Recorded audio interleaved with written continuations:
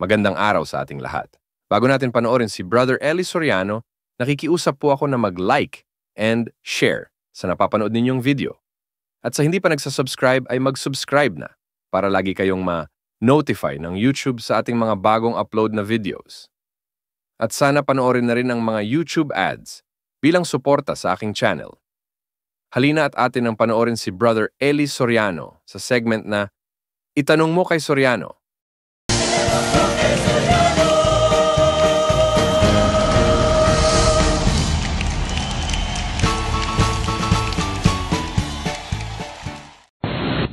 Magandang gabi po, kapatid na Eli. Tatanong ko po sa Daniel 12 hanggang, Kapitulo 12, versikulo 11 hanggang 12. Gusto ko pong maliwanagan doon yung 1,290 days. Kung yun po yung literal na araw. Basahin natin. Mapalad. At mapalad siyang naghihintay at datnin ng 1,335 araw. 1,335 days. Mapalad siya naghihintay at datnin. Ang tanong mo sa akin kung yan ba'y literal. Apa. Hindi literal na araw yan. Kung ganun po, yung isang araw doon, katumbas po yun ng ilang araw po kung Diyos ang pag-uusapan. Ayun, pag-aaralan natin yun sa susunod. Mahaba yun, iho.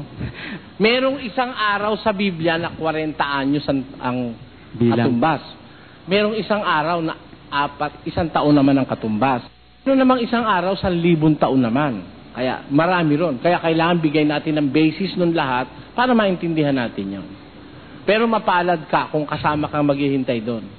1,335 days that is to come. Hinihintay yun. Pagdating nun, may kapalarang darating. Palagay mo sa mundo may dumating ng kapalaran. Wala pang tunay na kapalaran, ano? Wala pa po. So, hindi pa dumadating yun. Sige. Magkasama tayong mag-intay nun. Apa. Maraming salamat po, brother. Magandang gabi po sa inyo. Magandang gabi. Tutuloy ko lang yung tanong ho sa priest ko noon, yung nung kay Samuel ho. Ay, kay Saul ho pala kung ano yung talagang ikinamatay. Kay Haring Saul ho. Oo. Kasi sa 31:4 ho ata, nagpakamatay. Sa ikalawang Samuel 1:10 ata, pinatay siya. Kasi may, ano ba yung talagang ikinamatay niya?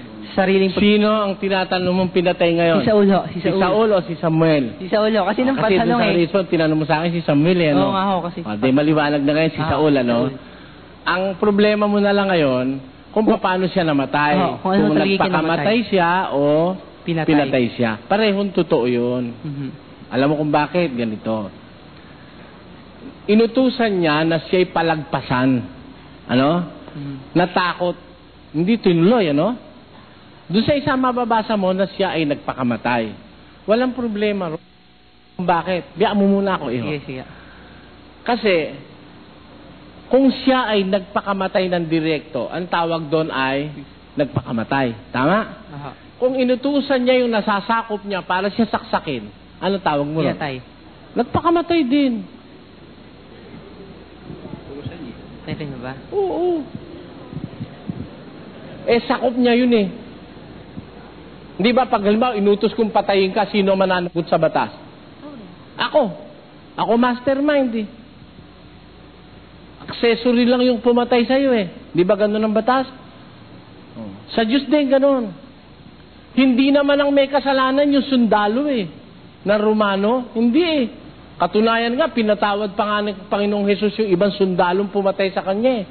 Alam mo may kasalanan, yung mataas na saserdoting nag-utos na siya'y patayin. Yun ang mastermind eh. Doon sa pagkamatay ni Saul, sino mastermind? Bali siya ho. Ha? Siya. Siya mastermind. Kaya sabihin mong nagpakamatay, sabihin mong pinatay, parehong tama yun. Ako sa tinatanong mo, you are at the wrong point of studying the Bible. Naghahanap ka ng kontradiksyon, makakakita ka ng marami. Ang hanapin mo sa Biblia, yung basic na karunungan. Halimbawa, ang babaeng madaldal ay hangal. Ayun. Tandaan mo, pag nakakita ka na ng babaeng madaldal, hangal yun. Yung sobra daldal. Yun, iipunin mo yun. Ang babaeng mabait, ganito. Sabi ng Biblia, ganon. Tatandaan mo yon.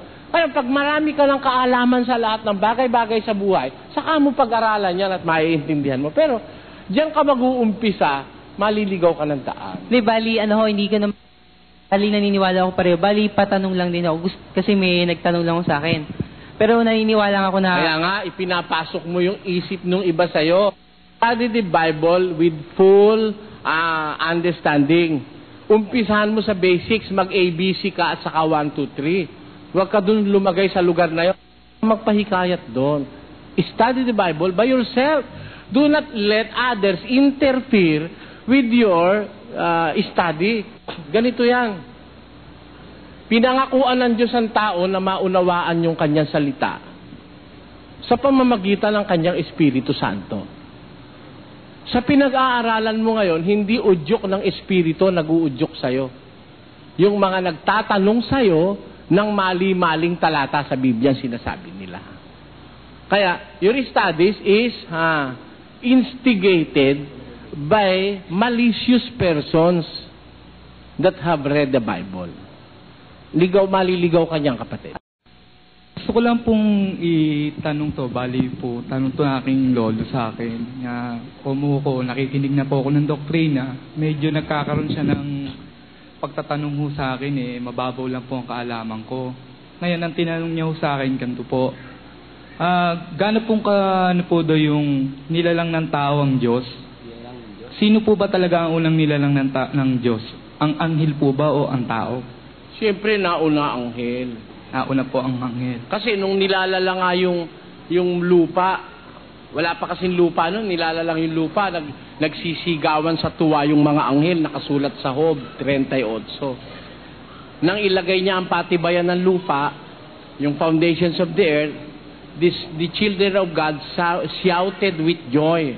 And those children of God are the angels, according to the book of Job. Kaya, nauna ang anghel sa tao. Yung baling pangalawang tanong po, connected po dyan, yung tanong na kung nandun na si Satanas nung gawin ng Panginoon ng ang lahat, ng nilikha niya na lahat, nandun na po ba yung Satanas? Hindi pa siya Satanas noon. Ini-involve ng lolo ko dito, yung tumukso kay kay Eva po. Oh. Ang tumukso kay Eva, si Satanas Opo. Pero nung lumikha ang Diyos ng lahat ng bagay, hindi pa siya Satanas noon. Kasi nung likhain ng Diyos lahat ng bagay, sabi ng Biblia, pakinggan mo kapatid At nakita ng Diyos ang lahat ng kanyang nilikha at narito napakabuti. Nung umpisang maglikha ang Diyos, pagkatapos niya lumikha, ang assessment niya napakabuti. Wala pang masama. Salamat po. Napakabuti pa Sige, salamat din kapatid. Magandang gabi. Magandang gabi po. Tatanong ko lang, Brad Eli. Ano yung ba masasabi niyo doon sa pangyayari ngayon sa Israel? Yung bakit hindi matapos-tapos yung gera sa lugar na yun? Kasi nakasulat sa Biblia yun Related ba sa Bible yun? Oo. Kasi ang Israel, isang bansang mahal ng Diyos. Pero may warning ang Diyos sa kanila.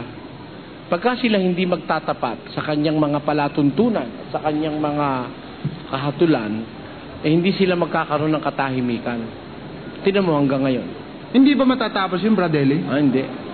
Hanggang sa... hindi nagtapat ang mga pagkaraan ni Kristo at mga apostol puro nagliko-liko na ang Israelite. Yung iba nga, hindi na Kristiyano ngayon. Pentateuch believer pa ang tawag nila. Hindi sila naniniwala sa bagong tipan. Hindi, di ba, Brad Eli, maraming mga relihiyon na nakakapangyari doon sa lugar na yon? Wala, hindi magkakasundo-sundo yung mga yon. Hindi.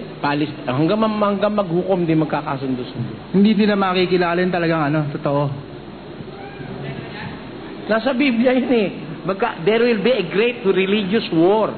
Kasi meron akong narinig na isang na nagkomento na yun raw matatapos sa pamumuno raw ng isang isang tao. Kaya naitanong ko sa iyo. Sabi nila yon.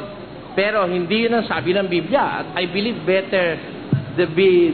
I believe that the Bible is better in information than human beings. Kasi isipin mo, kung yun matatapos dapat matapos yung religious indifferences. Para to end the war, let us end religious indifferences. Eh yung napaniwalaan na nila, ayaw na naman nilang baguhin eh. Tawanan na nila. Oo, ganun ang sinasabi sa Biblia. Ikalawang Tesalonica 2. Pakinggan. Dahil dito, At dahil dito'y ipinadadala sa kanila ng Diyos ang paggawa ng kamalian upang magsipaniwala sila sa kasinungalingan. kita mo, may mga tao nang talagang kasinungalingan na ang gusto. Maihaalis mo pa ba ron? Yun lang ano. Magandang gabi po. Magandang gabi po. Sa unang tingin po, halos pareho lang po ang ibig sabihin ng born again at saka itong pinuntahan ko pong ito. Kasi nasa Bible naman po yung born again. Ano ho ba pagkakaiba ng born again sa dating daan? Kung ang born again hong sinasabi niyo, yung born again ng mga relihiyon ngayon, ano ho?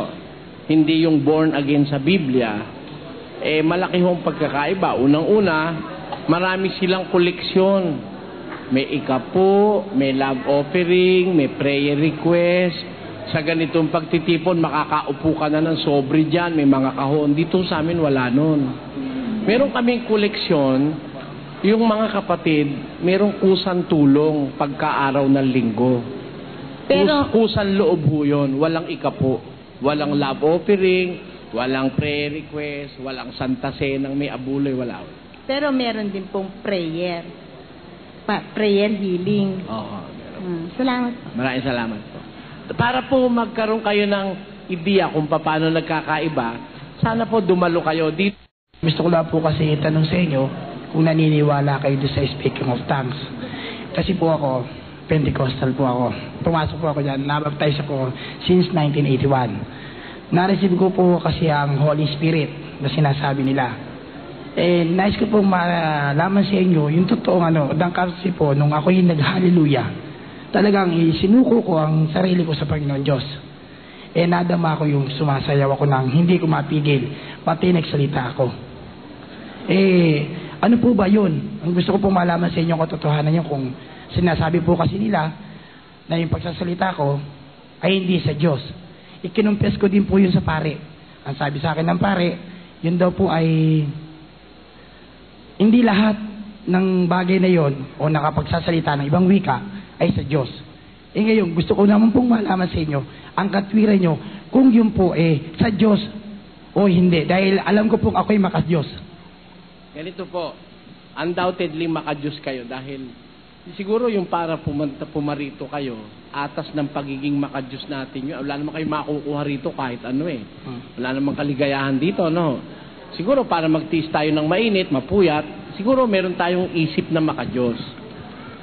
Pero ganito po masasabi ko, hindi ko po pwedeng hatulan yung sinasabi nyo na yun dahil unang-una hindi ko narinig. Kailangan mo kasi saksi ka bago mo mahatulan eh. Hindi mo pwedeng hatulan kung hindi ko narinig eh. Ikalawa, hindi ko nakikita pamumuhay nyo kung anong klaseng pamumuhay meron kayo, kung kayo ba'y tapat na tao o talaga bang Espiritu Santo ang sumanib sa inyo ba? Kung kayo mabait na tao, kung ano kayo, hindi ko po alam yon. Mahirap namang hatulan ko kayo.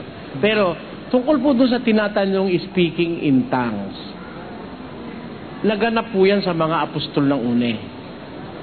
Kaya lang, may disiplina ang Diyos sa speaking in tongues. Ewan ko kung naganap sa inyo ito.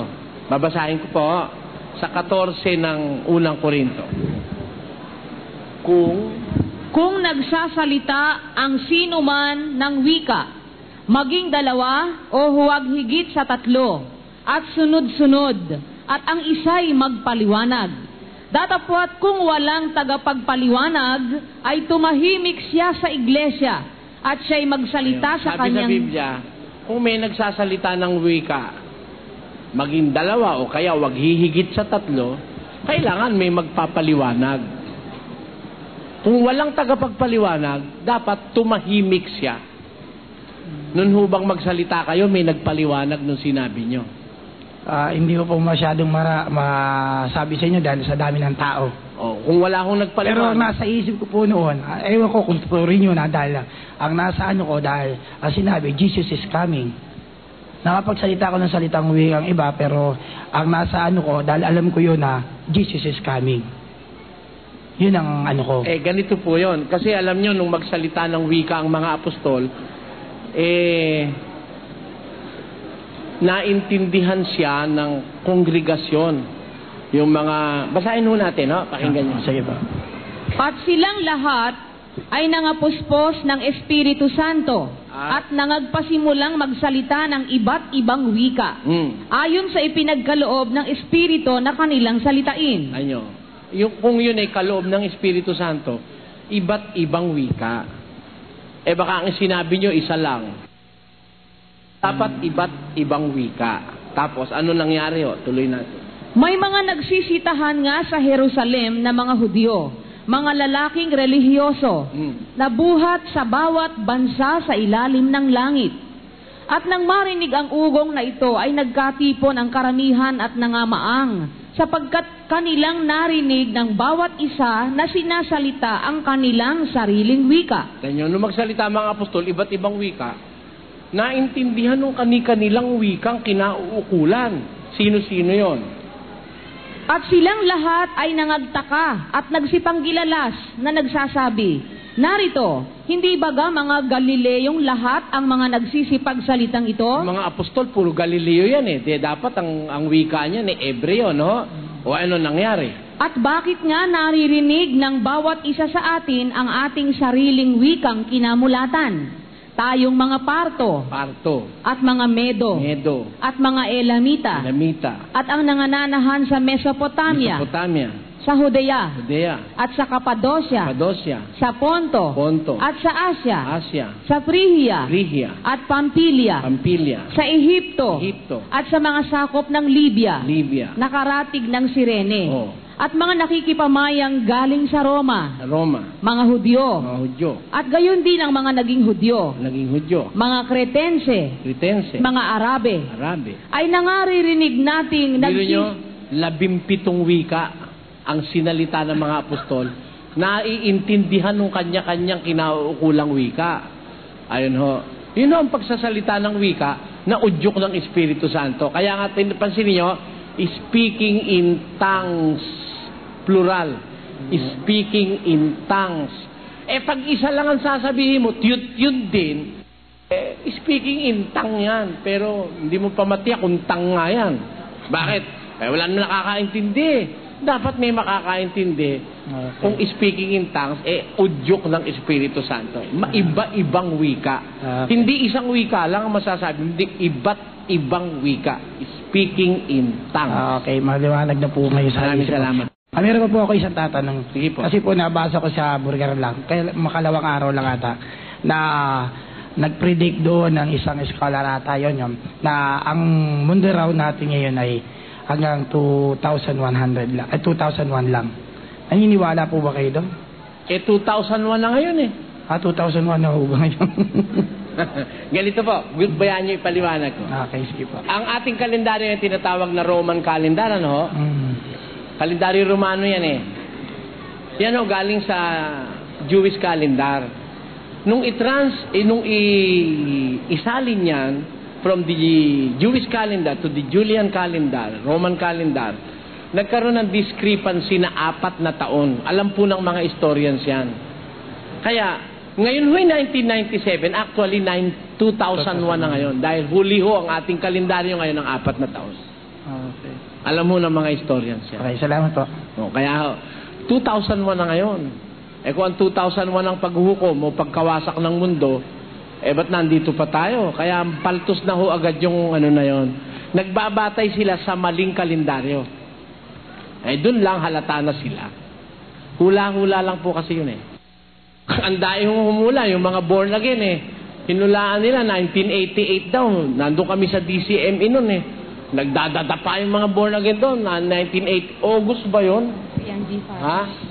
August ba? 1988? September. Ha?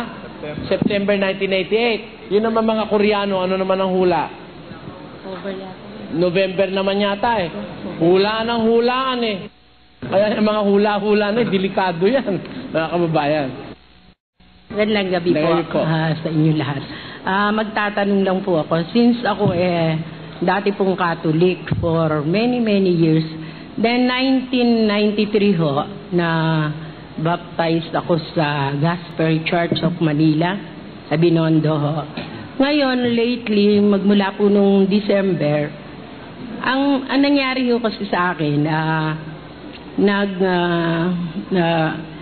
May, hindi ho ako, nitong 1995, May and June, after July, hindi ho ako nag-attend ng church. Then, itong sumunod na buwan, matendo ulit ako. Then, nitong December ho, mula December, hindi na naman ho ako ma-attend. So, I consider ba ho ako noon na hindi na ako Christian noon? Or tumitiwalag ako sa pagiging Kristiyano ko? Ganito po, kapatid, kung kayo ay nasa tunay na samahan, no?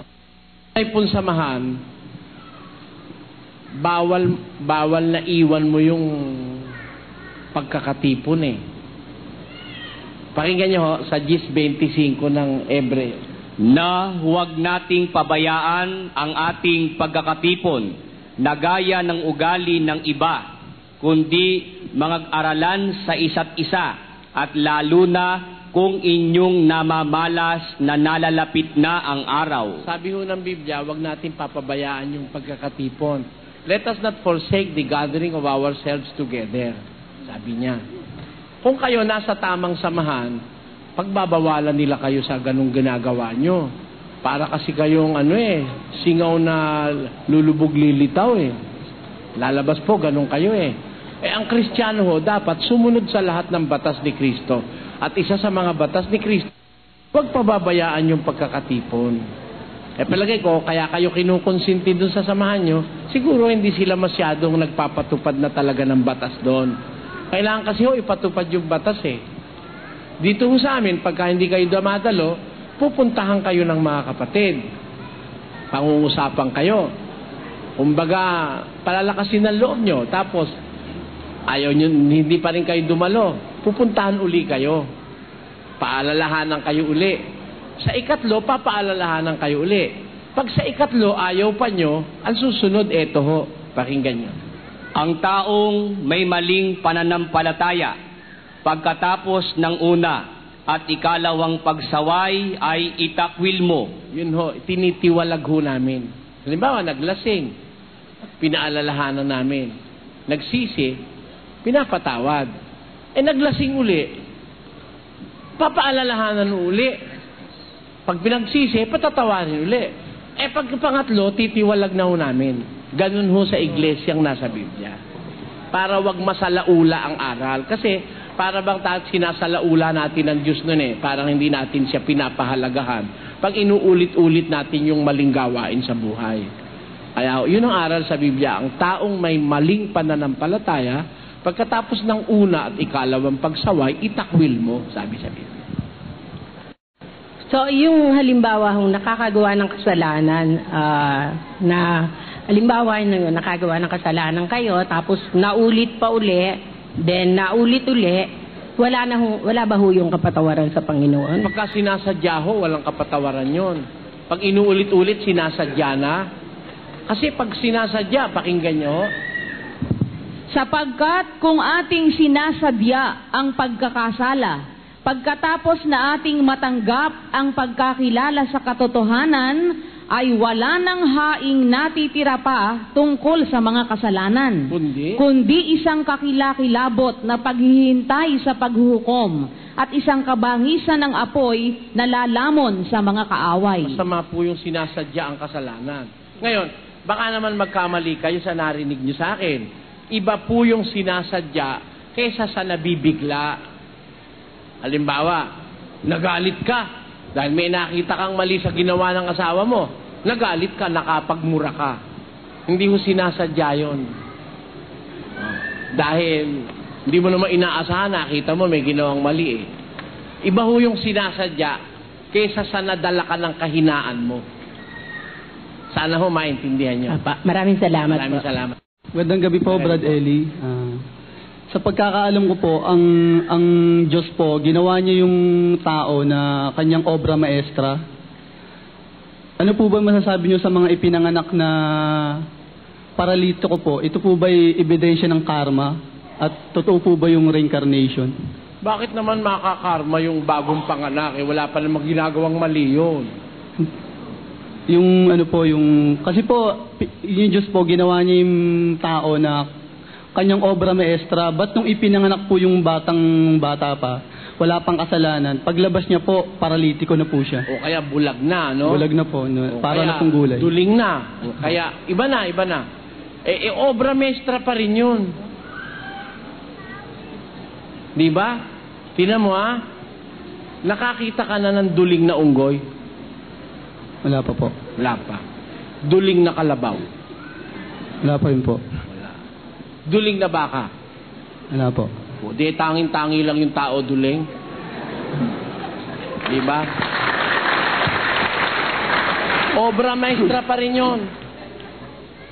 Ngayon, tanungin natin ng Diyos, meron ka bang dahilan Diyos para naman gawin mo kung duling, pinagtatawanan ako? Tinan mo ang duling, bihira. Dito, may duling hubar yan ngayon. Kumbaga, yan duling, extrang special yan eh. Pero mo, paano makagawa ka ng duling? Ibang klase yun. Di ba? Bulag.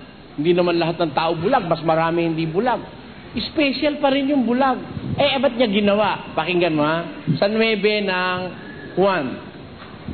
At sa pagdaraan niya, ay nakita niya ang isang lalaking bulag mula sa kanyang kapanganakan. At itinanong sa kanya ng kanyang mga alagad na nagsasabi, Rabi, sino ang nagkasala? Ang taong ito o ang kanyang mga magulang upang siya ipanganak na bulag? Sumagot si Jesus, hindi dahil sa ang taong ito'y nagkasala, ni ang kanyang mga magulang man, kundi upang mahayag sa kanya ang mga gawa ng Diyos. Ang Diyos kasi versatile. Pwede siyang gumawa ng may paningin, pwede siyang gumawa ng wala. Pwede siyang gumawa ng mataas, pwede siyang gumawa ng mababa. Pwede siyang gumawa ng mababa, yung unano na nga. Pwede siyang gumawa ng bulag, pwede siyang gumawa ng duling.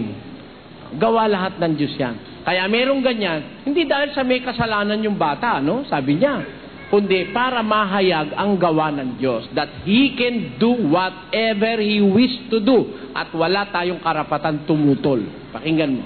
Sa Roma, ganito nakasulat.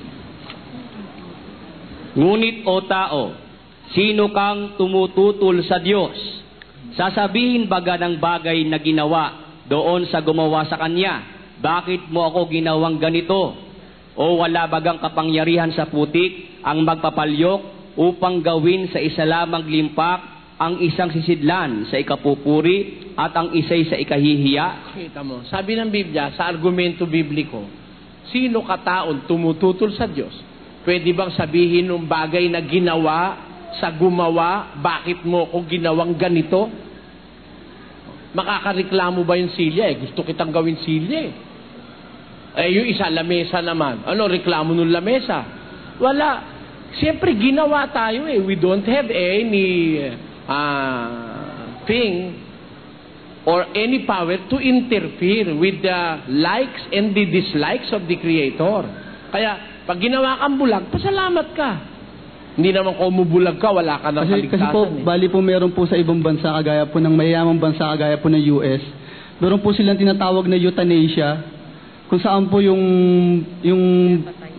bata po na, kasi kumbaga sa pag pinanganak yung bata na yun, parang pabigat po sa kanila yun Kasi parang tingin nila po parusa, kasi yung bata, lalaki na mahihirapan yung bata, tapos yung mga magulang naman po, mahihirapan rin po, parang pabigat. Kaya po merong mga grupo sa ibang bansa po, gaya po na US, na hindi pa po pinapanganak yung bata.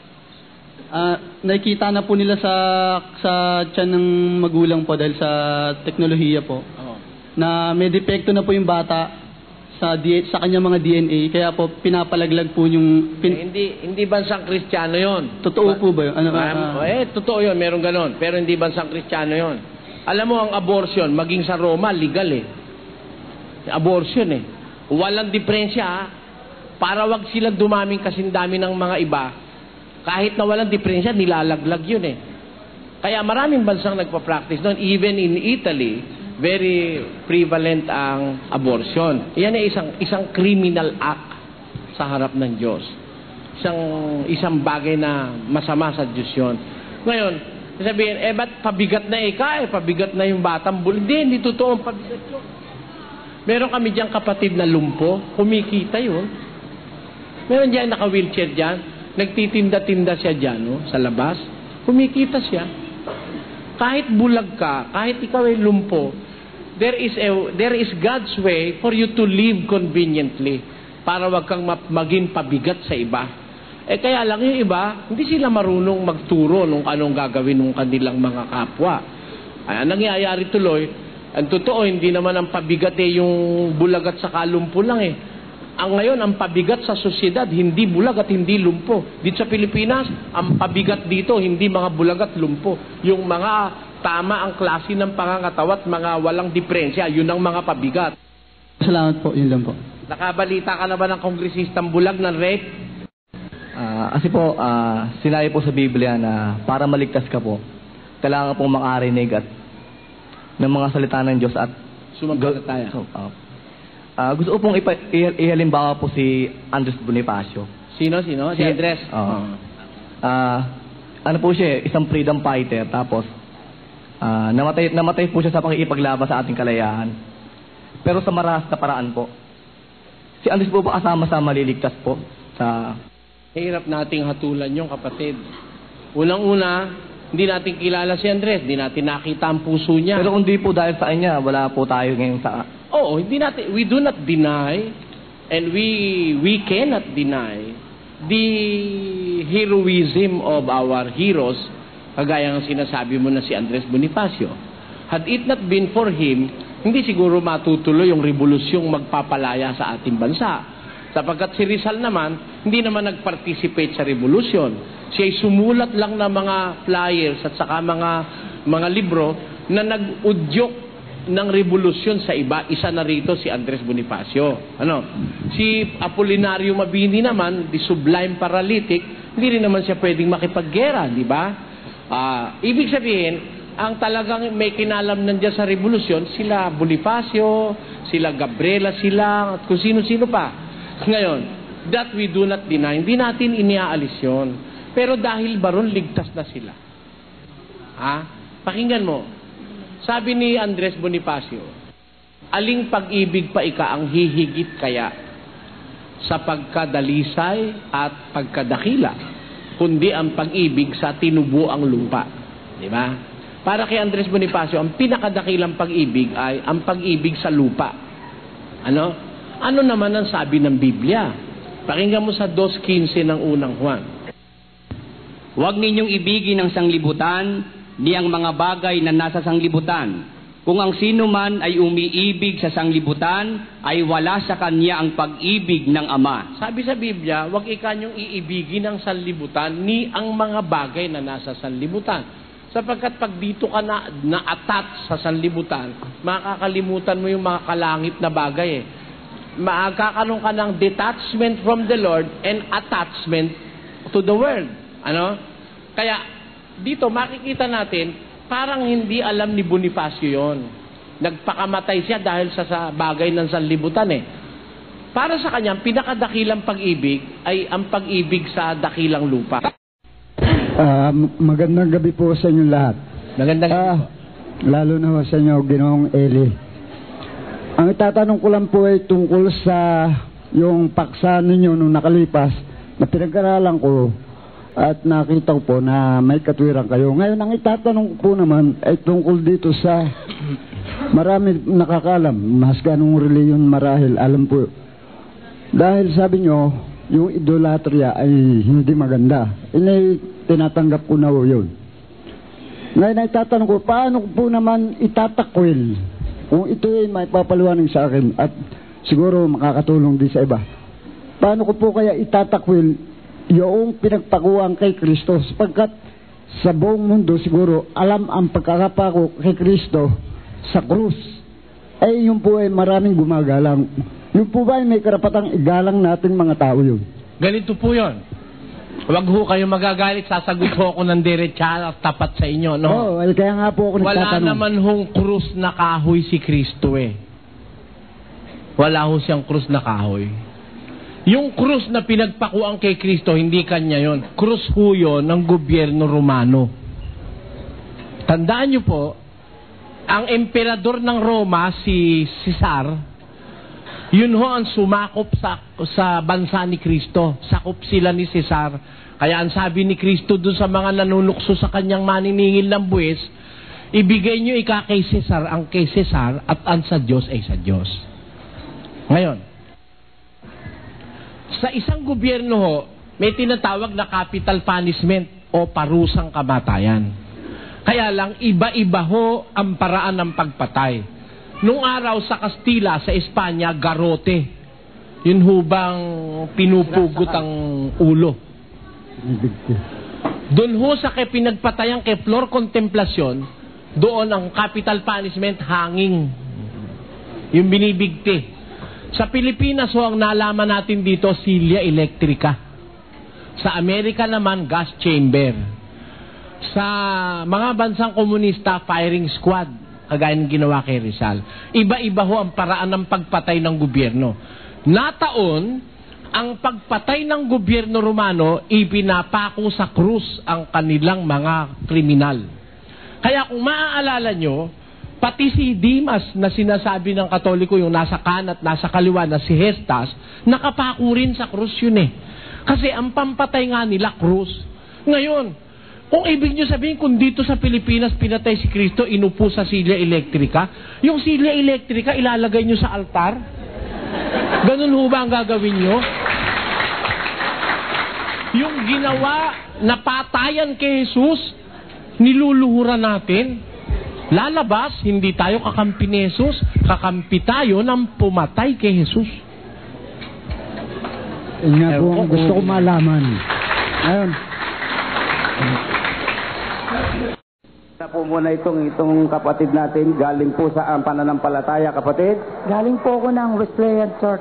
Galing po siya sa Wesleyan Church. Ano ang pangalan mo, kapatid? Kapatid na Levi Pajardo po.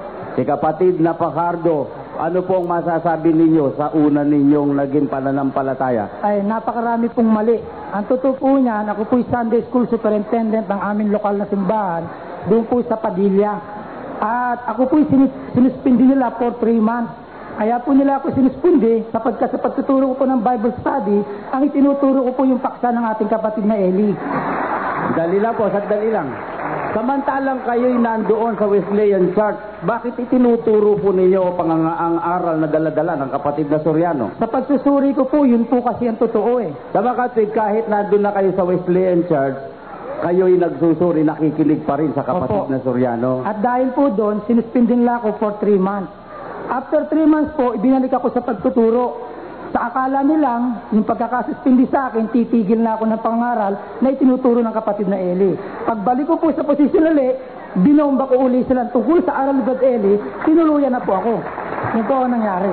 Hanggang sa kayo'y naanib. Hanggang sa naanib. Kailan po kayo naanib sa samang ito, kapatid? Noong September 29 lang po itong nakaraang taon. Ay, itong nakaraang taon lang. Sa inyong pagsusuri, ano ngayon ang inyong masasabi? Nandito na kayo sa samang ito. Ay, napakalaki po ng pagkakaiba. Sapagkat dito po walang pastor shower eh. Narinig na po ba niyo yung pastor shower? Hindi lang po ika po ang hinihingi ngayon, pati pastor shower in kind. Maging pera o maging pagkain, hinihingi na po ng pastor ngayon. Hindi pa nakontento ron, meron pa silang nilagay na others. Dahil sa kasakiman, wala nang maisip, nilagay na rin sa sobre, others. At dahil po dyan, kagalit ko lahat ngayon yung aking mga dating kasama sa Wesleyan at ako raw po ay bulaan na mga sabi nila. Yung others po, magbigay nga kayo ng ilang halimbawa. Ay yung po grocery.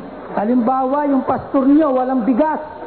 Paakat sa pulpito yon, sasabihin, mga kapatid, wala na kaming bigas.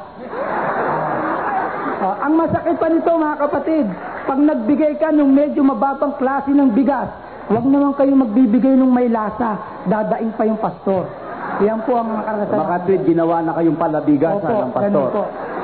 Nararapat hubang mangumpisal kami sa pari?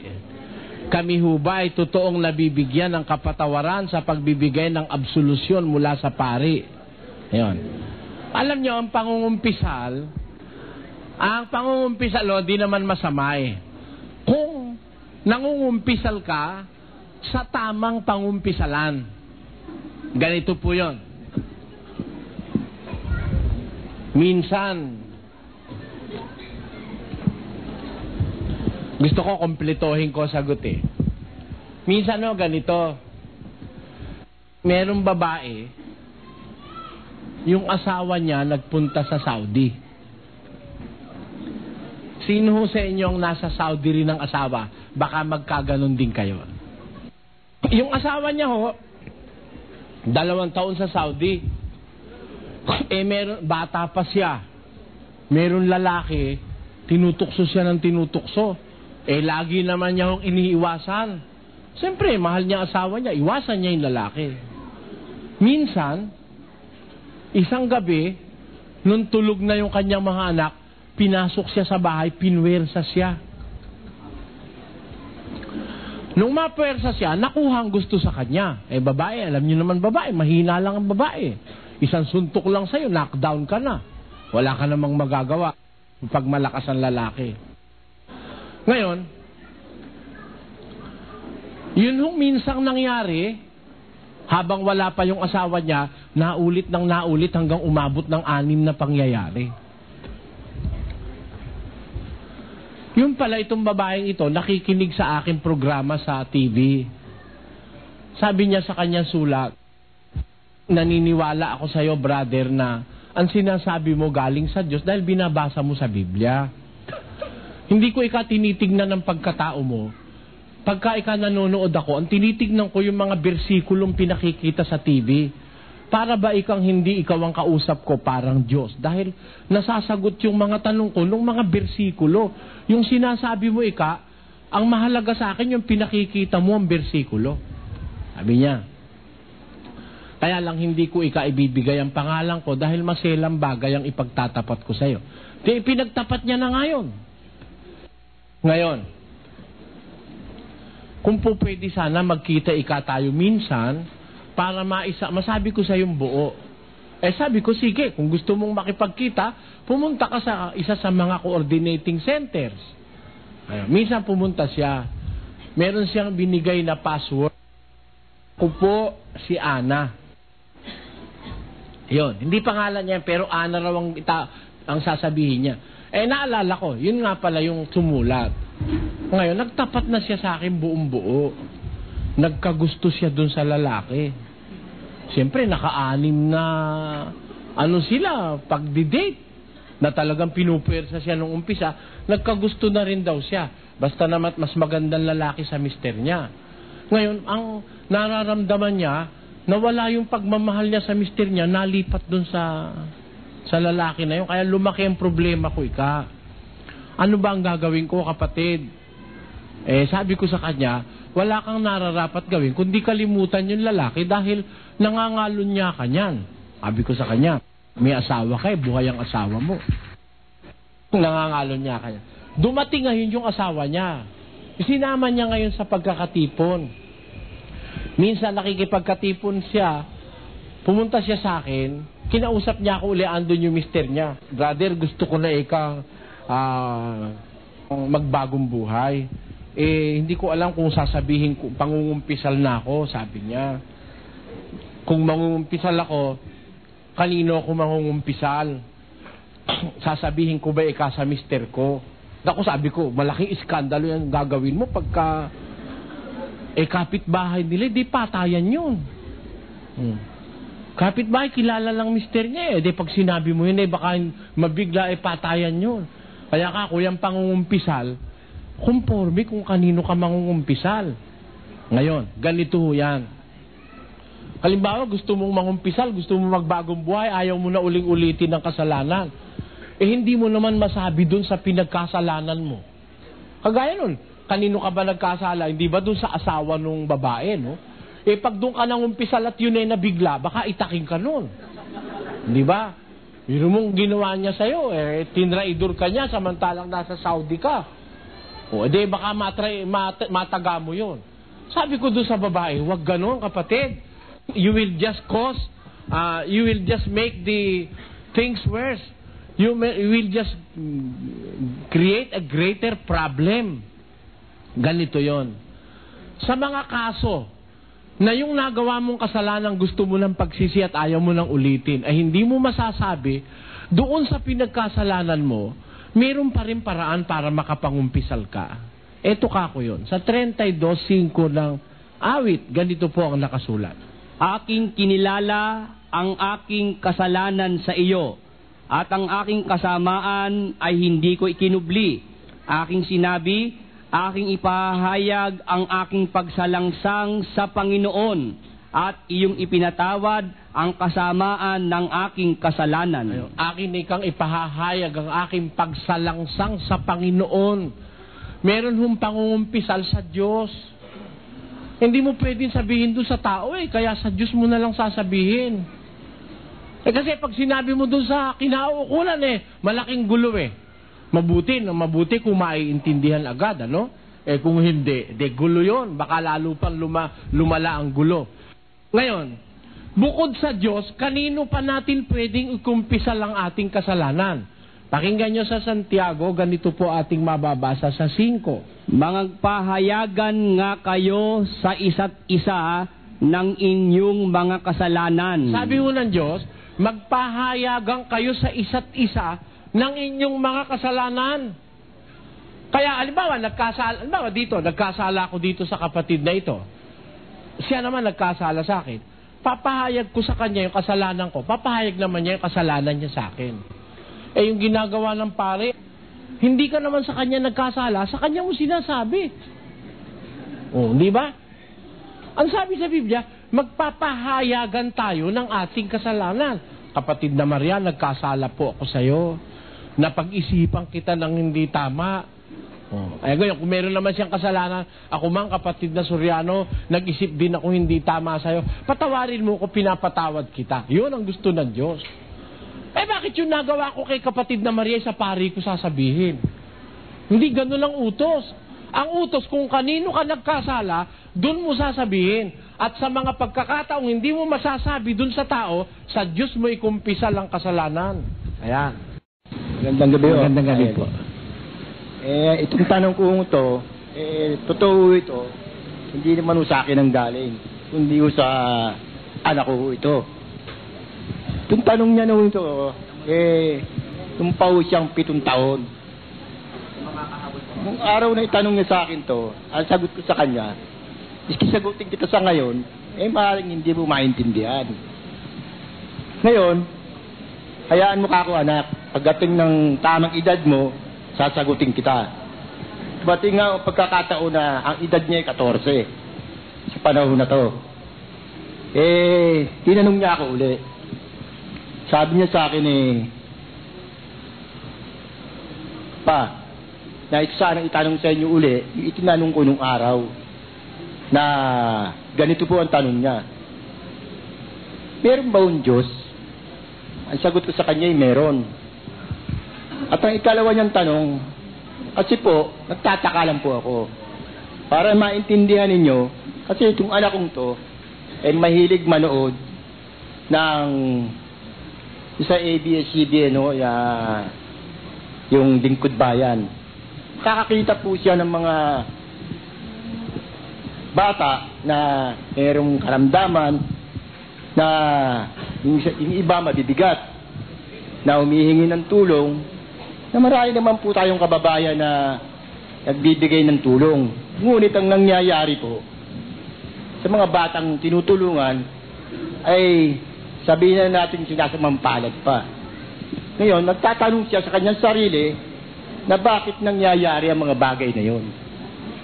Ngayon, pinaliliwanagan ko siya sa mga bagay na sinabi sa akin, pero nag-iisip pa rin siya. Kaya ngayong gabi, nang pumunta ako sa inyo, inulit niya sa akin na pakitanong lang kay Brother Eli. Yun lang po ang tanong ko. Sige po. Maraming salamat po sa inyo. Una, gusto ko pong sagutin yung tanong nyo at ng inyong anak ng isang paraang prangka. Walang paligoy-ligoy, kundi yung nababasa sa Biblia ang ating sagot. Wala pong kinalaman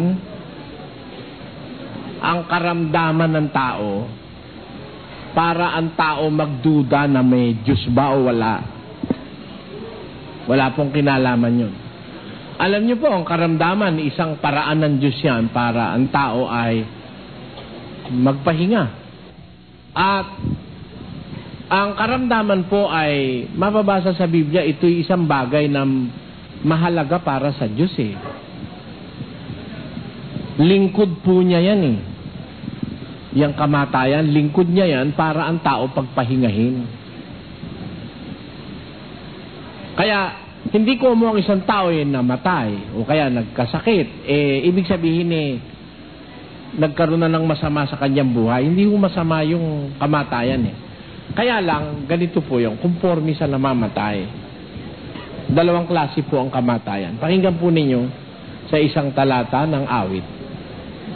Mahalaga sa paningin ng Panginoon ang kamatayan ng kanyang mga banal. Ayun. Pagka ang mamamatay, mga taong banal, mahalaga sa Diyos yun eh. Alam niyo po kung bakit mahalaga yon. 57. Pakinggan niyo po kay Isaias. Ang matwid na namamatay at walang taong nagdadamdam at ang mga taong mahabagin ay pumapanaw. Walang gumugunita na ang matwid ay naaalis sa kasamaan na darating. Ayun. Isang paraan para mailigtas ng Diyos sa kasama ang hinaharap, yung matwid, pagka namatay, isang paraan ng Diyos yung para mailigtas siya sa kasama ang darating. Ano? Kaya yung kamatayan ng mga taong banal ay mahalaga sa Diyos, sabi. Alam nyo na, ibig ko sabihin, meron taong hindi naman banal eh.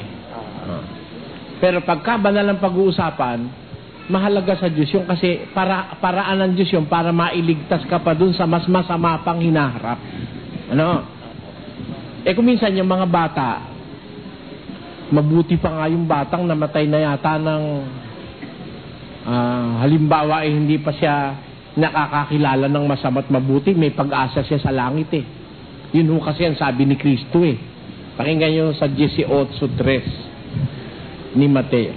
At sinabi, katotohanan sinasabi ko sa inyo, malibang kayo'y magsipanumbalik at maging tulad sa maliliit na bata, sa anumang paraan ay hindi kayo magsisipasok sa kaharian ng langit. Kita nyo?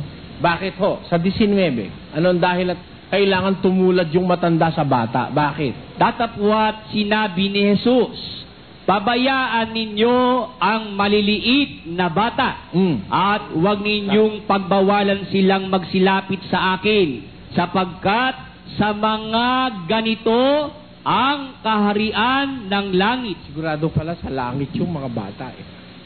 Kaya, binigyan ng Diyos ng sakit yung isang bata na ang magulang naman wala namang itutustos. Siguro nakikita ng Diyos, pag lumaki pa ito, baka maging drug addict pa to. Mamatay pa ito sa kademonyuhan. Mapupunta lang sa impyerno. Mabuti pa siguro. Hindi ba? Nakuha niyo po ibig ko sabihin. Hindi, wala kasing nakakaalam nung napakadakilang pakay ng Diyos sa buhay ng tao eh. Meron nung taong kailangan tumanda, lumaki, dahil meron siyang gagampanan na gawain sa Panginoon. Pero, pwedeng ang Diyos ay kumuha ng buhay ng isang maliit na bata para iligtas na lang siya dun sa masamang hinaharap niya. Hindi ba? Wala hong nakakatiyak nung kundi ang Diyos lang. Pero, yun ay mga posibilidad sa Biblia. Pero, hindi dahil doon, magduda na tayo na kaya yung bata nagkasakit o ano man ang nangyari, dahil masama ang nangyari sa kanya, no? Paraan nga po ng Diyos yan. Halimbawa kayo, siguro may rayuman na kayo, no? Nababasa ko sa inyong mata na kayo nakakaramdam ng rayuman pampareho ko. Alam nyo, ang rayuma, pag nakasumpong ayaw mo na yatang bumangon eh. Maglakad. Minsan pati kumain ayaw mo na pagka may rayumang nakasumpong eh, no? Kung halimbawa, hindi na mamamatay ang tao, 1,000 taong ka nirarayuma, gusto mo pa kayang mabuhay? Siyempre naman. Hindi ba? Kaya ho lang ang tao'y lumabag sa Diyos. Alam ng Diyos na nagkasala sila, magkakasakit sila dahil sa ginawa nilang kasalanan. Itinakda ng Diyos sa taong mamatay. Pagmamahal pa rin niya yun eh. Kasi halimbawa, ang sakit mo kinakati ka. Alam nyo, para sa iba, yung kati, parang hindi yung kati, parang hindi magandang, ay parang hindi mahirap no? Pero pagka buong katawan mo'y nangangati na, kalagay ko gusto mo na rin mamatay. Dahil pagka puro kati na lang na kinakamot mong ganon, kinakamot mo yung nagdudugo na yung makati pa rin, mamayang konti hahapdi. Ha? Alam ho ng iba yan may kati na hindi gumagaling. Gusto mo pa kayang mabuhay ng 10 taon pa o 20, 50? Maaari mahiling mo sa Diyos, Diyos, sana kunin mo na ako Hirap na ako sa kati. Meron nung kating hindi gumagaling Kaya, alam nyo, minsan meron lang tayong misconception ukol sa kagandahan loob ng Diyos. Hindi natin alam na ang Diyos hindi gagawa lang masama para sa kanyang mga minamahal na mga lingkod. Ang gagawin ng Diyos, ikabubuti mo. Maaaring inililigtas ka ng Diyos doon sa hinaharap na masama. Na ikasasama mo pa, baka mapunta ka pa sa kay Satanas at sa impyerno, pinagpahinga ka na ng Diyos ngayon. Ayun. Huwag natin pagdudahan yon. Ngayon, yung unang tanong, meron ba Diyos? Eri ho, ang sagot ko dun sa karaniwang nagtatanong sa akin, may Diyos ba? Para lang yung tanong mo, may asin ba? May asin ba? Meron. Wala ikang asin O di meron nga. Walang asin ka Meron nga. Di ba? Dahil kung walang asin, paano mo nasabing walang asin? Di ba? Isipin nyo, ibig ko sabihin. Kaya mo nasabing walang asin, meron ngang asin. Wala lang sa'yo. Salamat po, diba? Pero talagang may Diyos. May Diyos talaga. Alam nyo kung saan mo makikita unang-una. Kung gusto nyo maghanap at mapatunayang may Diyos, tinan nyo, hanapin natin siya sandali. 28:9. Pakinggan nyo. At ikaw, Salomon, na aking anak, kilalanin mo ang Diyos ng iyong ama, at paglingkuran mo siya ng sakdal na puso at ng kusang pag-iisip. Bakit? Sapagkat sinasaliksik ng Panginoon ang lahat na puso at naaalaman ang lahat na akala ng pag-iisip. Kung iyong hanapin siya, ay masusumpungan siya sa iyo. Kita nyo. Kung hahanapin mo ang Diyos, sa iyo makakasumpong kayo. Bakit ho? Dito lang sa pagkataong ito, maintindihan mo, may Diyos kung wala kayang Diyos, mabubuhay ka. Makakakita kaya yung mata mo? Makakarinig kaya yung tenga mo? Kaya sabi ng Diyos kasi kay Solomon if you are going to search Him, you will find Him in you. Kung hahanapin mo siya, masusumpungan mo siya sa iyo. Mismo sa atin, may presensya ng Diyos eto, papakita ko sa inyo sa unang Juan 4:16. At ating nakilala at ating sinampalatayanan ang pag-ibig ng Diyos sa atin. Ang Diyos ay pag-ibig at ang nananahan sa pag-ibig ay nananahan sa Diyos at ang Diyos ay nananahan sa Kanya. 8. Ang hindi umiibig ay hindi nakakakilala sa Diyos sapagkat ang Diyos ay pag-ibig.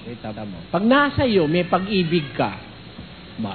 Isang ebidensya yun na may Diyos Kasi ang Diyos pag-ibig. Kung nakakaramdam ka ng pag-ibig sa iyong kapwa, ebidensya yun na meron kang nararamdaman Diyos sa buhay mo. Kaya, ang magsasabing walang Diyos, ibig sabihin nun, wala siyang naramdaman pag-ibig sa buhay niya. Delikado yun. Yung tao na yun. Bakit ho? Walang pag-ibig yun. Pag ang tao ho, walang pag-ibig, sakim yun. Papatay yun. Manloloko yun. Mga agrabyado yun. Mag-iisip yun ng masama. Magpaplano yun ng kasamaan ng kapwa dahil walang pag-ibig Pero kung meron kang pag-ibig, kayo naman o, ordinaryong tao, nararamdaman natin ang pag-ibig, di ba? Yung pagmamahal sa iyong asawa, sa anak mo, sa kamag-anak mo, sa kapwa mo tao. Yun, ebidensyang may Diyos eh. Dahil ang Diyos, pag-ibig. God is love. And if you feel love, you are feeling God. The presence of God is in you. Hindi mo lang nararamdaman. Ayun. Kaya po, kung maghahanap ka ng Diyos, makikita mo, ang Diyos, justisya. Ang Diyos, katarungan. Ang Diyos, kaawaan. Ang Diyos, kawanggawa. Ang Diyos, mapagpatawad. Lahat ng magagandang virtues nasa Diyos eh. Kaya kung hindi ka naniniwalang may Diyos, lalabas hindi ka naniniwala sa lahat ng magagandang virtues, mga virtud, hindi mo pinaniniwala. Lalabas, napakasama mong tao sa mundo. Ayan. Kaya po ako naniniwala may Diyos eh. Kasi yung kabutihan na implanted sa tao, galing sa Diyos yun. Wala naman hong kabutihan hindi manggagaling sa Diyos eh. Lahat ng kabutihan, galing yun sa Diyos. Nasa awit yan, 100 versikulo 5. Pakinggan nyo. Sapagkat ang Panginoon ay mabuti. Ang kanyang kagandahang loob ay magpakailanman. At ang kanyang pagtatapat ay sa lahat ng salit-saling lahi. Ayun. Sabi, ang Panginoon ay mabuti. Ang kanyang kagandahang loob ay magpakailanman. Kaya po, huwag kayong magdudang may Diyos. Makaramdam ka lang ng awa eh. Nakaramdam ka na ng damdamin ng Diyos eh. Makaramdam ka lang ng pagmamalasakit sa kapwa eh. Napatunayan mo ng may Diyos eh. At hindi lang yon. Eto, papakita ko pa sa inyo. Lumabas tayo sa ating pagkatao. Ano pa ibang pruwebang may Diyos? Pakinggan nyo sa awit 19, versikulo 1-3. Ang kalangitan ay nagpapahayag ng kaluwalhatian ng Diyos. At ipinakikilala ng kalawakan ang gawa ng kanyang kamay. Kita nyo? Yung kalangitan nagpapakilala ng glory o kaluwalhatian ng Diyos. At ipinakikilala ng kalawakan ng gawa ng kanyang mga kamay. At nyo, kung walang Diyos, sino gumawa niyan? Ginga. Eto. Ito, sino gumawa? Tao. Ito, sino gumawa? Tao. Ito, sino gumawa? Tao. Lahat ng nakikita mo rito, merong mga ginawa ang tao eh. Ikaw, sino gumawa sa'yo? Sabi ng pilosopo, nanay ko, tatay ko. Ganun ba? Sige, itetest kita. Kung ang tatay mo at nanay mo ang gumawa sa'yo, bakit may mag-asawa hindi makagawa? Diba? At kung ang nanay mo at tatay mo ang gumawa sa'yo, bakit hindi mo mapakiusapan kung maliit yung isang paamoy padagdagan mo? O kaya kung yung ilong mo'y nakakalat, paipon mo ng konti. O kung yan naman pango, paragdagan mo ng kapiraso. Ba't di magawa ng tatay mo at nanay mo? Ibig sabihin, dito sa mundo, merong hindi magawa ang tao eh. At yung hindi magawa ng tao, may ibang gumagawa. Yun nga ang Diyos. Yun po ang dapat natin intindihin. Bibigyan ko kayo ng isang simpleng halimbawa na hindi magawa ng tao. Pakinggan niyo. Sa Mateo, ganito ang sabi niya. Kahit man ang ulo mo, ay wag mong ipanumpa. Bakit? Sapagkat hindi ka makagagawa ng isang buhok na maputi o maitim. Sige. Buhok lang. Makakagawa ka? Ang unlad-unlad na ng siyensya, di sila makagawa ng buhok eh. Kaya nga yung mga kalbo'y kawawa eh.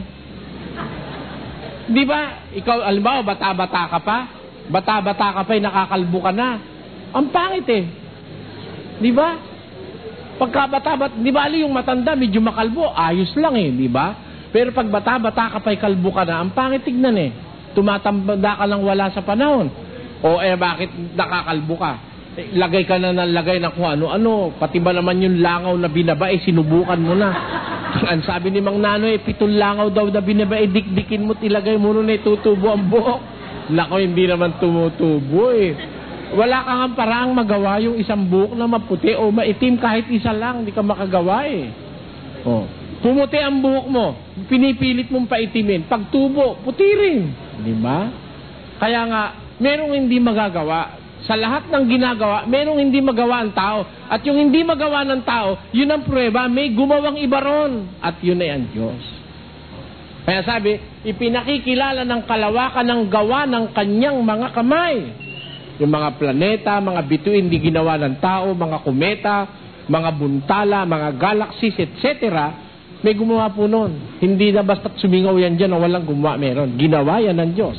Ang kanyang gawa, yun ang pruweba na may gumawa. Ikaw lang eh. Tinamon teknolohiya ng pagkakagawa sa tao. Hanggang ngayon, hindi makopya eh. Nawala yung kamay mo. O, gumawa ang tao ng artificial na kamay. Hindi maganda eh. Di ba? Pakita na ka artificial na kamay, saka artificial na paa. Yung artificial na paa, tao gumawa eh. Ang pangit eh. Bakit? May kinakagat na nung aso, hindi pa siya nakakaramdam. Di ba? Yung talagang paangan Diyos ang gumawa, dinidilaan pa lang ng aso, nakikilitikan eh. O, di ba? Kaya iba talagang may gumawa talaga Diyos. Siguro po, tama na yun para maniwala tayo. Kung hindi pa naniniwala, saka na lang ko kayo uli. Bali, ito pong katanungan ko pinapatanong po sa akin ng auntie ko. Sige. Siya po ay isang born again. Ang katanungan niya po gaano raw po ka-importante ang pagpe-fellowship? Gaano ka-importante ang pagpe-fellowship? O yung fellowshipping siguro ibig sabihin? Yung pagsasama-sama ng mga Kristiyano. Di ba? Kung gaano ka-importante yan, maiintindihan natin yan doon sa 133:1,3 ng awit. Pakinggan mo, kapatid. Masdan ninyo na pagkabuti at pagkaligaya sa mga magkakapatid na nagsisitahang magkakasama sa pagkakaisa. Bakit? Sapagkat doon pinarating ng Panginoon ang pagpapala sa makatwid bagay ang buhay na magpakailan paman. Alam mo, ang buhay na wala hanggan nakukuha sa fellowshipping. Doon pinararating ng Panginoon sa magkakapatid na tumatahang magkakasama sa pagkakaisa. Doon pinararating ng Panginoon ang pagpapala sa makatwid bagay ang buhay na magpakailanman. Kaya yung buhay na wala hanggan can be attained by the right fellowship or fellowshipping. Kung di ka pwedeng maligtas na nag-iisa ka lang. Alam mo kung bakit? Hindi ka makakatupad sa utos eh. Utos, iibigin mo yung kapatid mo. Kung ikaw mag-isa, sino iibigin mo? Ikaw rin. O, bigyan mo, humihingi. Ikaw din ang hihingi, ikaw din ang magbibigay. O, patawarin mo yung kapatid. Ikaw ang nagkasala, ikaw rin ang patatawarin mo. Hindi pwede. Sabi nga, no man is an island eh. Kaya, you have to fellowship with others para maging dapat ka sa Diyos. Kagaya ng mga apostol, inaanyayahan nila tayo na magkaroon tayo ng fellowship. 1:3. Pakinggan niyo sa unang Juan. Yaong aming nakita at narinig ay siya rin naming ibinabalita sa inyo. Bakit? Upang kayo naman ay magkaroon ng pakikisama sa amin. Ayun, sinasabi doon, pakikisama. I will read it in English.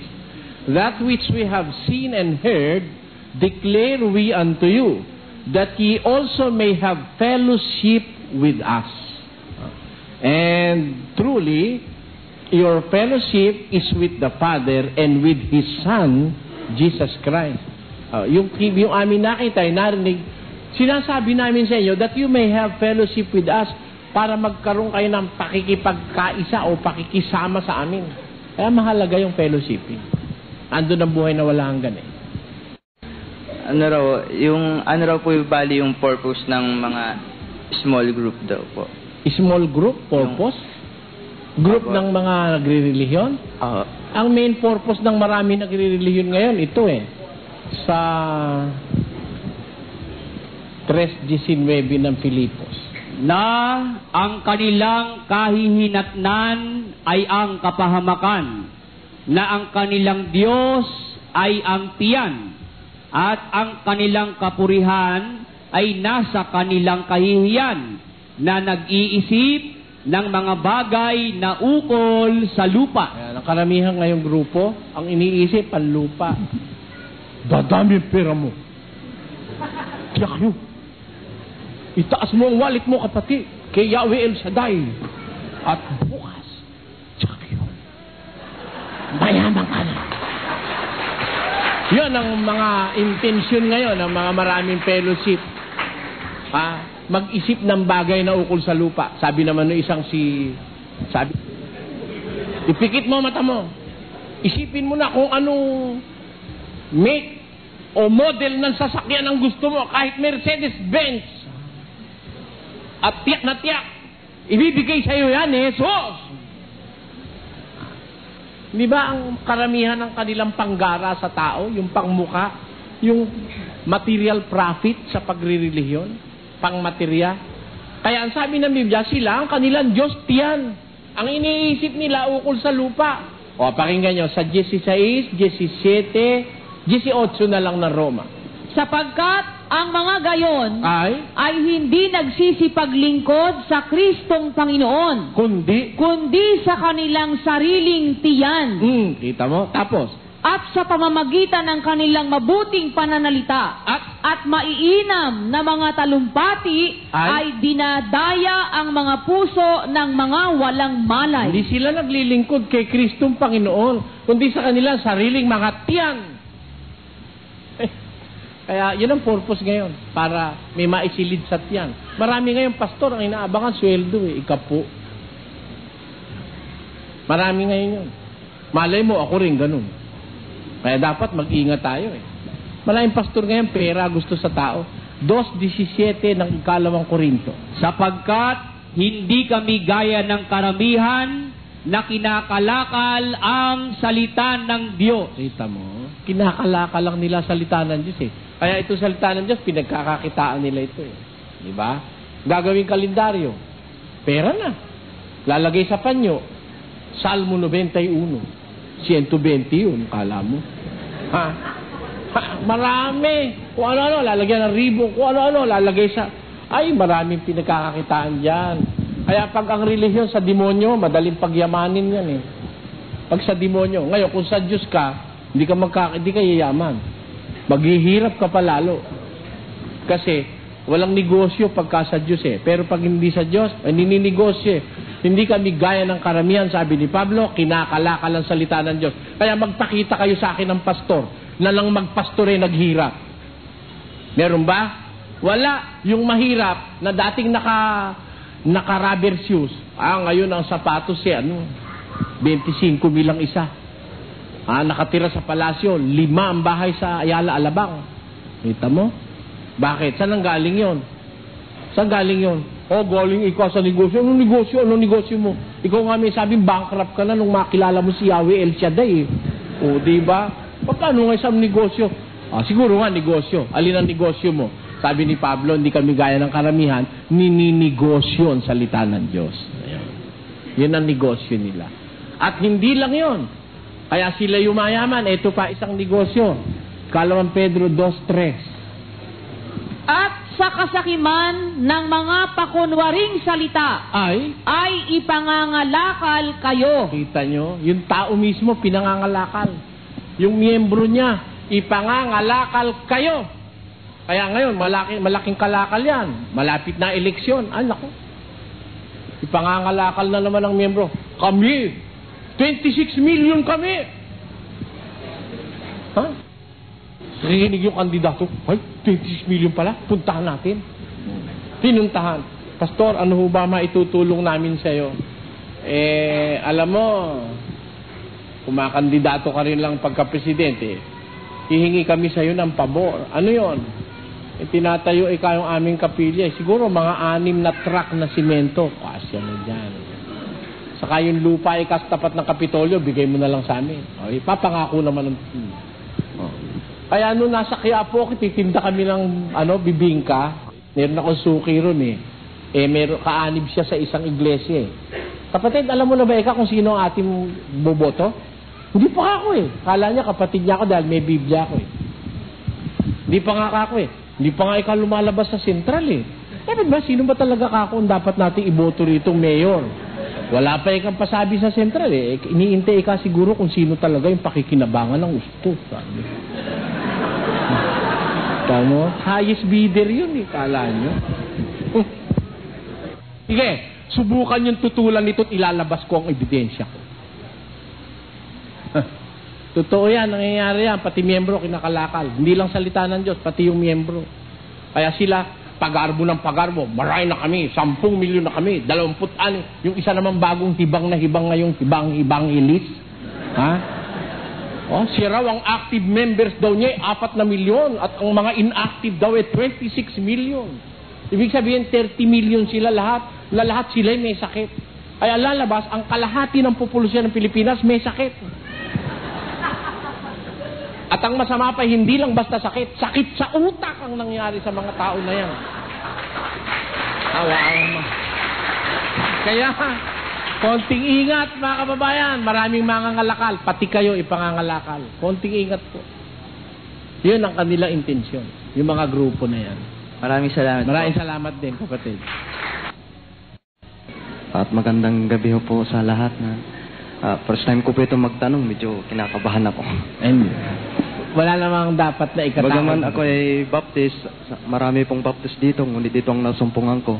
Kaya nandito ako. Bali, pang 7 ko na siguro ito. Pumupunta pa rin ako sa Quiapo. Ang una ko pong itatanong kung nararapat bang tawagin si Kristo Jesus na tagapagligtas na personal na tagapagligtas. Alam mo kasi si Kristo, napakalabag sa Biblia na sabihin mo si Kristo ay personal na tagapagligtas. After all, the kind of salvation that He is offering, hindi naman pampersonal ng isang tao He will be the Savior of the body. Yung iglesia. Sabi sa Biblia, 5:23, sapagkat ang lalaki ay pangulo ng kanyang asawa, gaya naman ni Kristo na pangulo ng iglesia, na siya rin ang tagapagligtas ng katawan. Ang katawan ang ililigtas, yung katawan. The body. Ang body, yun ay binubuo ng maraming tao. Bagaman ang tawag doon ay katawan, binubuo yun ng maraming mga tao. 12, versikulo 5 ng Roma. Pakinggan mo.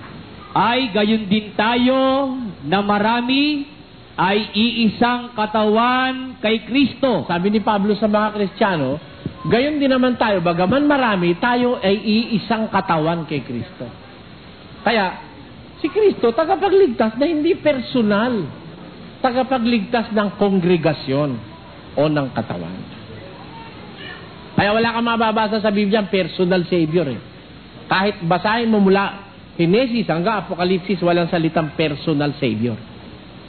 Yung ibang mga pastor niya, Panginoon Jesus, tinatanggap kita aking personal na tagapagligtas. Kalokohan yun. Hindi totoo yun. Mali sa Biblia yun. Maraming salamat. Salamat din, kapatid. Pwede pakibasa sa Revelation 8:13. 8:13. At pakikumpara na rin sa Tagalog version. 8:13 of Revelation. At nakita ko at narinig ko ang isang agila na lumilipad sa pagitan ng langit, na nagsasabi ng malakas na tinig, sa aba, sa aba, sa aba ng mga nananahan sa ibabaw ng lupa, dahil sa mga ibang tunog ng pakakak ng 3 anghel na magsisihihip pa. Eto, sabi mo ikumpara, ibig sabihin, meron kang gustong itanong dyan, Babasahin ko sa English. And beheld and heard an angel flying through the midst of the heaven, saying with a loud voice, Woe, woe, woe unto the inhabitants of the earth by reason of the other voices of the trumpet of the 3 angels which are yet to sound. Ano mo ron? Ang gusto ko pong maliwanagan tungkol sa nakalagay sa Tagalog ay narinig ko at yung agila, tinutukoy pong agila, ngun sa King James ay naging angel. Angel. Sa Tagalog ay naging agila. Ngayon, ganito yon. Ang Biblia kuminsan sa pagsasali nagkakaroon ng discrepancy, siyempre, titignan mo yung talagang dapat na takbo. Kasi maaaring magkamali yung nagsasalin. Doon sa mga sinundang mga talata, nagsasalita siya ukol sa anghel. Kaya, dito sa 13, mas tama yung paniwalaan nating anghel yung nagsasalita na lumilipad. Alam mo kung bakit? Kasi kung agila naman, paano naman magsasalita yung agila, di ba? Kaya yung anghel ang dapat nating tanggapin. Gusto ko po kasi maliwanagan na. Anghel yun. Maraming salamat. Maraming salamat din, kapatid. Tatanong ko lang po sana, ano nga po pala, first time ko po dito. Salamat po sa inyo. Ako po nag-search po sa mga religion po. Kasi nakakadalawa na po ako. Hindi pa rin po nabubuhay ang aking spiritual. Nagkapasalat po kay Edsel Puno at dinala niya po ako ito. Nagkaroon po ako ng, para pong nagising yung spiritual ko po ngayon. Salamat naman sa Diyos, kapatid. At, tatanong ko lang po sana, kasi before po yung religion po na sinilinang ko, kailangan ko po, in 1 year, makapag-akay ka ng 3. Bunga po kung tawagin sa amin. Tatanong ko lang po sana kung ganun din po sa inyo. Ano yon? Aral yun ng mga pastor na nagpaparami ng pera. Ganun. Oo, na kailangan may kota Ang ministro nga, 45 isang buwan ang kota. Kaya alam mo nangyayari, si kapatid na Marcos, ito dating manggagawa ng Iglesia ni Cristo ito Para sila makakota, kahit na ayaw ng tao, pinipilit nila. Totoo po yun. Para ka makakota. Alam mo kung sino may gawa niyan? Ang sabi ron sa 23:15, gusto kong ulitin, ganito. Saba ninyo, mga eskriba at mga fariseyo, mga mapagpaimbabaw, sapagkat inyong nililibot ang dagat at ang lupa sa paghanap ng isa ninyong makakakampi. At kung siya'y magkagayon na, ay inyong ginagawa siyang makaibayo pang anak ng impyerno kaysa inyong sarili. Yun ang trabaho ng mga mapagbalal-banalang eskriba at pariseo, naghahanap ng kakampi. And you have to bring with you at least 3. Tama-tama yun. Para lang alam mo ba yung scheme ng mga negosyo ngayon, yung pyramiding, at saka yung network marketing. Ayun, ganun ang ginagawa ngayon mga pastor. Malakas kasi pagkakitaan niya relihiyon. Malaki pera sa relihiyon. Nag-transfer ako sa religion niyo po. Ano ba po yung mga basic po? Basic sa amin? Palagi ko, hindi natin matatapos ngayon. The basic of basics is, we do not teach any doctrine out of the Bible. Disiplinado kami nung nakasulat sa Biblia. Kahit makagalitan kami, basta't yun na ipinipilit ko. What was written in the Bible. Kasi yun ang sabi ng mga apostol. 4:6. Tingnan mo, yun ang basic. Upang sa amin ay mga tuto kayo na huwag magsihigit sa mga bagay na nangasusulat. That you may learn from us that exceeding things which were written. Kaya dapat, ang matututunan mo lang sa reliyon, nakasulat lang. Maraming salamat. Salamat din. Thank you, sir. Tungkol sa nakasulat sa Biblia sa Mateo 16:18. Ano ba ang kaibahan ng nakasulat doon sa Iglesia ng Diyos? Ito, sabi ho ng Panginoong Jesus doon kay Pedro, sinasabi ko naman sa iyo na ikaw ay Pedro, at sa ibabaw ng batong ito, itatayo ko ang aking iglesia. Sino ang nagsasalita ron? Di ba si Kristo? Sabi ni Kristo, sa ibabaw ng batong ito, itatayo ko ang aking iglesia. Doon nga nagkamali ang iglesia ni Manalo Kasi, kaya raw iglesia ni Kristo, kasi sabi ni Kristo, itatayo ko ang aking iglesia. Kaya, yun ang kaya nila iglesia ni Kristo. Pero tanungin natin si Kristo, nung sabihin niya, sa ibabaw ng batong ito, tatayo ko ang aking iglesia, yun ba sarili niya? Pakinggan niyo. 12:49. Sapagkat ako'y hindi nagsasalita na mula sa aking sarili, kundi ang Ama na sa akin ay nagsugo, ay siyang nagbigay sa akin ng utos kung ano ang dapat kong sabihin at kung ano ang dapat kong salitain. Tayo, yung palang namumutawi sa bibig ni Kristo, salita pala ng Ama yon. Kaya nung sabihin ni Kristo, sa ibabaw ng batong ito, tatayo ko ang aking iglesia, hindi iglesia ni Kristo yon. Dahil yung salita ng Diyos, iglesia ng Diyos yon, kapatid. Yun ang itatayo ni Kristo. Yan po. Salamat po, Brad. Yung mga, halimbawa po yung mga hindi pa kaanib ng iglesia, sila ho ba ay may pag-asang maligtas? Meron po siyempre. Mali naman kasi iglesia ni Manalo pag sinabing yun lang kanilang kaanib ba maliligtas. Paano yung hindi mo narating? Yung namatay na nasa bundok, yung mga ita, na kung hindi pa sumabog ang pinatubo, hindi bababa. Yung ba naanib ba sa iglesia ni Kristo yung mga namatay na wala na bang kaligtasan yon? Masyado ka namang malupit nun. Ganito po ang tama. Narinig mo, naintindihan mo, hindi mo tinanggap, wala kang kaligtasan.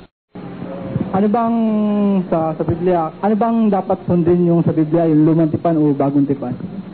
Kasi meron yung iba, wala yan sa lumang tipan yan, dito sa bagong tipan. Kasi halimbawa yung pananamit, sabi sa lumang tipan na yun, yung sa mga iba naman sa Katoliko, hindi sa yan, sa lumang tipan, kaya kahit anong suot, okay lang. Alam mo, ang ibig mo sabihin sundin, yung tutuparin, Yung tutuparin natin, anong dapat sundin, yung lumang tipan o bagong tipan? Oo nga. Ang ibig mo sabihin doon sa salitang sundin, tutuparin, Alam mo, kung tutuparin ang dapat natin tuparin, yung sinasabi sa 28:20 ni Mateo. Pakinggan mo, kapatid. Na ituro ninyo sa kanila na kanilang ganapin ang lahat ng mga bagay na iniutos ko sa inyo. Ang sabi ni Jesus, ituro nyo sa kanila, sa Kristiyano, na kanilang ganapin lahat ng mga bagay na iniutos ko sa inyo. Kaya ang tutuparin natin, gaganapin, lahat ng utos ni Kristo. Hindi yung utos ni Moises. Pakinggan mo. Sa 13:39, kapatid na Will. At sa pamamagitan niya, ang bawat nananampalataya ay inaaring ganap sa lahat ng mga bagay, na sa mga ito'y hindi kayo aariing ganap sa pamamagitan ng kautusan ni Moises. Tamo? Pag yung kautusan ni Moises ang susundin mo ngayon, di ka magiging ganap sa Diyos. Pero sa pamamagitan ni Kristo, ang sumasampalataya at sumusunod, inaaring ganap sa lahat ng bagay. Na sa mga ito, hindi kayo aariing ganap sa kautusan ni Moises. Bakit? Pakinggan mo sa 7:12 ng Hebreo. Sapagkat nang palitan ang pagkasaserdote, ay kinailangang palitan naman ang kautusan. Ayun, nang palitan ng wika ang saserdote, kailangan palitan naman ang kautusan. Ano ibig sabihin nun? 8:13. Doon sa sinasabi niya, isang bagong tipan ay niluma niya ang una. Nung sabihin yung bago, luma na yung una. Pinalitan yung una, binateg yung pangalawa. Alin susundin? Yung ikalawa. So, sa bagong tipan tayo susunod. Yung pag-aabuli ba, di ba, sa bagong tipan ba yun o sa lumang tipan? Kasi, siyempre, sa bagong tipan ka kukuha pag-aabuli. Sa bagong tipan. Yung ika po, hindi na inaano yun. Kasi, hindi. Sa bagong tipan, di naman ika po Kalawang Korinto 9:7. Magbigay ang bawat isa ayon sa pasya ng kanyang puso. Ayun. Ika po ba yun? Pasya ng puso. Kasi yung narinig ko sa iba, sabi, yun daw dapat sinunod. Kasi, natatakaw sa pera yun Kaya ibinabalik nila dun sa una dahil malaki pagkakitaan yun. 10% yun. Exact definido yun Presyo piho yun Biro mo, kung halimbawa kumita si may-ari ng San Miguel, kumita ng 1 bilyon, 100 milyon ang parte ng pastor. Bakit? 1 bilyon 10% nun 100 milyon di ba? Baka mamaya kung sabihin nila kay San Miguel na magbigay ka na lang ayon sa pasya ng puso mo, baka nagbigay ng 5,000 lang. Malaki lugi nila. 100 milyon against 5,000, merong ganung mga tao Kaya para sila makatiyak na malaki kita, tinuturo nila pilit ikapo. Pero sabi sa bagong tipan, hindi ikapo. Maraming salamat sa mga nanood at sa mga hindi nag-skip ng mga YouTube ads bilang suporta sa aking channel.